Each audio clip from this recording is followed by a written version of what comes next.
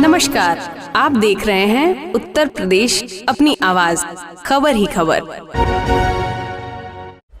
रविवार की सुबह पटना जंक्शन के प्लेटफॉर्म पर तब लोगों को शर्मसार होना पड़ा जब स्टेशन पर विज्ञापन प्रसारण के लिए लगे दर्जनों टेलीविजन स्क्रीन पर अचानक से अडल्ट फिल्म का प्रसारण होना शुरू हो गया। प्लेटफॉर्म पर महिलाएं और कुछ लोग अपने बच्चों के साथ यात्रा करने के लिए ट्रेन का इंतजार कर रहे थे और तभी ये घटना हो गई। बताया जा रहा है कि तकरीबन 3 मिनट तक दर्जनों टेलीविजन स्क्रीन पर अडल्ट फिल्म चलती रही थी। इतना होना था कि वहां हड़कंप मच गया। स्टेशन पर मौजूद कुछ यात्रियों ने आनन फानन में इसकी जानकारी आरपीएफ को दी और उसके बाद विज्ञापन चलाने वाली एजेंसी से संपर्क कर अडल्ट फिल्म का प्रसारण रोका गया। अब इस मामले में रेलवे अधिकारी ने बड़ा एक्शन लिया है।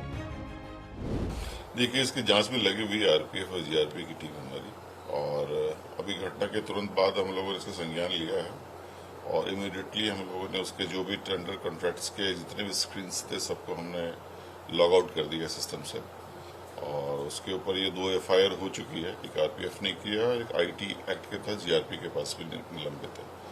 और जहाँ तक टेंडर का बात है, उन लोगों ने उसको टर्मिनेट करने का नोटिस जारी कर दिया है और होपफुली हम लोग इसको ब्लैकआउट भी कर देंगे, इसको ब्लैकलिस्ट पे डाल देंगे, जिसकी प्रक्रिया जारी है। ये दत्ता कम्युनिकेशन नामक एजेंसी है जी।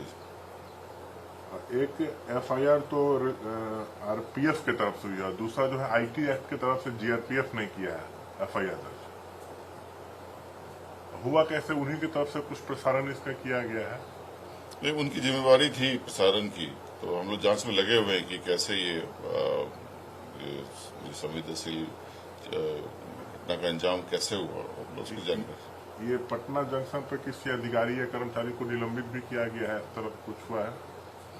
नहीं, इसकी अभी जानकारी लेते हैं।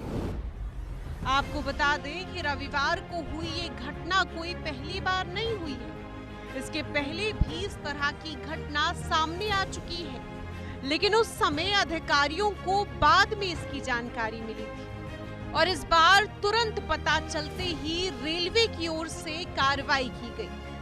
इस वक्त हम पटना रेलवे स्टेशन पे ही खड़े हैं। इस घटना ने अधिकारियों को परेशानी में डाल दिया है। रविवार सुबह 10 बजे पटना जंक्शन रेलवे स्टेशन के प्लेटफॉर्म पर विज्ञापनों के बजाय अश्लील क्लिप चली है। 3 मिनट तक ये क्लिप चली है। कई यात्रियों ने इस क्लिप को खुद अपने मोबाइल फोन से जो है रिकॉर्ड किया है। लोगों ने इसका विरोध किया और अधिकारियों से शिकायत की है। तब रेलवे सुरक्षा बल ने हस्तक्षेप किया और फुटेज को रोक दिया है, लेकिन सोशल मीडिया पर जो विजुअल है वो वायरल हो चुका है।